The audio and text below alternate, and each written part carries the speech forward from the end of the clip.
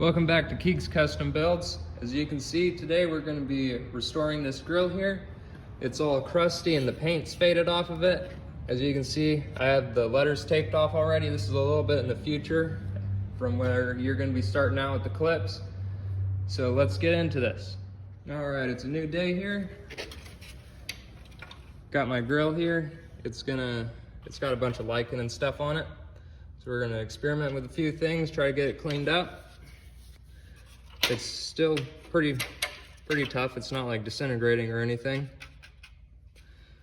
Well, I think it'll clean up and then it'll be looking much better. All right, everybody, I pressure washed it. You have to make sure to stay pretty far away from the plastic because it is fragile. It'll crumble and kind of break off of there because it's pretty old. I got most of that lichen stuff off. You can see there's still a little bit here and just in the nooks and crannies right there.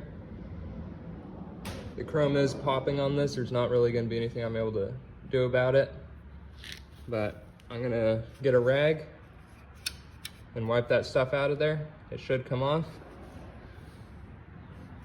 It's going to look pretty good. Now I got that premium chrome Toyota label there taped up. It's all ready. It's all cleaned off the best I can get it. All these parts are stabilized relatively. I did try that little blowtorch trick and it sort of worked. It was texturing it. This is supposed to be smooth, so I didn't use it anymore, but it seemed like it was making all the crumbly stuff stick together. So if your grill or trim or whatever is textured, that might work for you, but not for me. So what I'm going to be using for painting it is just some Rust-Oleum flat black paint. It says it'll work for plastic, so I'm going to get this painted up and see how it looks. Now it's all painted up. I have 2 coats on the front and 1 coat on the back. You can see it turned out really nice. There's still some little bits right there, but it's not really noticeable just outside. It looks really good. On the back side, you can see I got all the fins. You just have to go back and forth, make sure you get every single spot. Don't put the paint on too thick so it doesn't drip. And for those of you that have that peeling kink,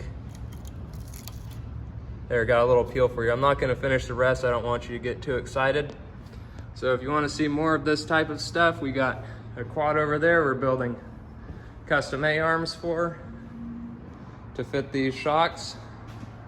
This is Warrior 350 electric. It used to just have those single tube junk shocks. They had these little guys right here. No shock absorption or rebound adjustments or anything like that. So we're putting some real deal shocks on it. Over here, got my 1981 frame swap project, along with the power steering crossover kit to get some power steering in this baby. If you just want to see more of this cool stuff, head on over to Keeg's Custom Builds, like and subscribe. More cool stuff coming on the way. Keeg out.